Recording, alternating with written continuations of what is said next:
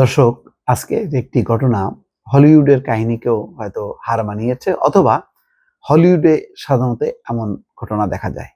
সেটি হচ্ছে, বেশ দুপুরের পর থেকে একটা সমস্ত মিডিয়াতে খবর যে ডাকাতরা ব্যাংকের মধ্যে ঢুকে পড়েছে এবং তাদেরকে ঘেরাও করে রাখা হয়েছে। এখন অভিযান চলছে। সেখানে সমস্ত বাহিনী, বাংলাদেশের পুলিশ, র্যাব, বিজিবি এবং সেনাবাহিনী তারাও উপস্থিত হয়েছেন। বিপুল সংখ্যক মানুষ এই অভিযানটা প্রত্যক্ষ করার জন্য ভিড় জমিয়েছিল।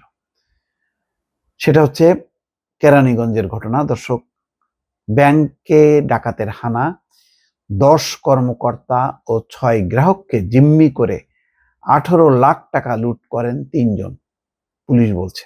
এবং নাটকীয়ভাবে তারা আত্মসমর্পণও করে। এবং কেন করেছে সেটাও কারণটা খুবই আশ্চর্যজনক। ফলে এরা পেশাদার ডাকাত নাকি অন্য কিছু, সেটা এখন তদন্তের অপেক্ষা রাখে। কিডনি জনিত অসুস্থতায় মৃত্যু পথযাত্রী এক রোগীর চিকিৎসার অর্থ জোগাড়ের জন্য ঢাকার কেরানীগঞ্জে ব্যাংকে ডাকাতির পরিকল্পনা করা হয়েছিল বলে পুলিশের কাছে দাবি করেছেন আত্মসমর্পণ করা এক তরুণ ও 2 কিশোর। দেখেন, নিয়ম মাফিক হয় না যে এক তরুণ এবং 2 কিশোর ডাকাতি করবে। যাই হোক, তাদের এই দাবি খতিয়ে দেখা হচ্ছে বলে জানিয়েছে ঢাকা জেলা পুলিশ সুপার আহমদ মুঈদ।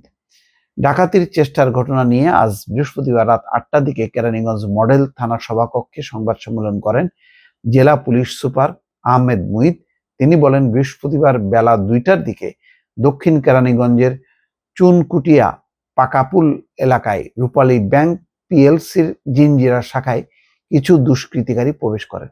এক পর্যায়ে তারা ব্যাংকে কর্মরত 10 ব্যাংক কর্মকর্তা ও 6 গ্রাহককে অস্ত্রের মুখে জিম্মি করে ফেলেন। পরবর্তী সময় তারা ব্যাংকের কাউন্টার থেকে নগদ 15 লাখ টাকা লুট করে একটি ব্যাগে গচ্ছিত করেন। একই সঙ্গে আরো 3 লাখ টাকা 3 জনের প্যান্টের পকেটে রাখেন।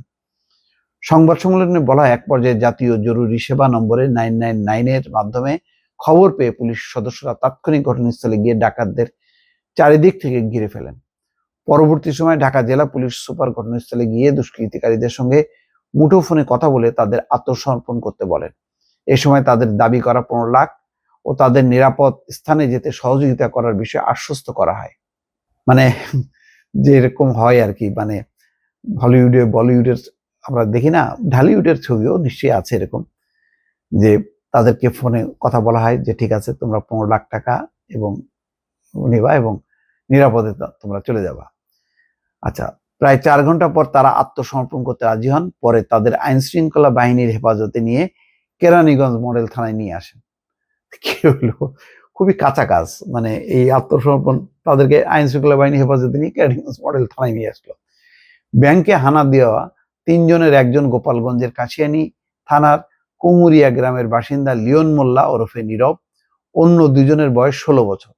তারা কেরানীগঞ্জের কদমতলী এলাকার বাসিন্দা।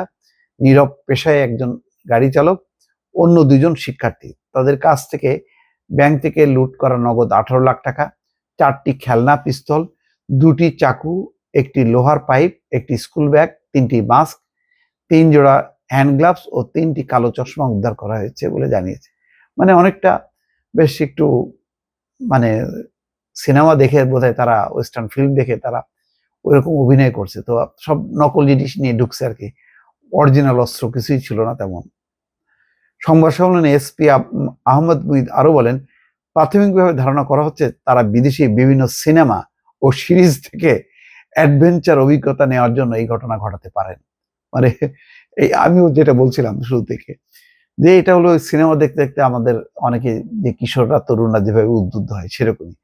তবে তাদের দাবি করা কিডনি জনিত অসুখে মৃত্যু পথযাত্রী এক রোগীর চিকিৎসার অর্থ জোগাড়ের বিষয়টি খতিয়ে দেখা হচ্ছে। এছাড়া তাদের সঙ্গে আর কেউ জড়িত আছে কিনা সেই বিষয়টি তদন্ত করে দেখা হচ্ছে। এই ঘটনার আইনগত প্রক্রিয়াধীন।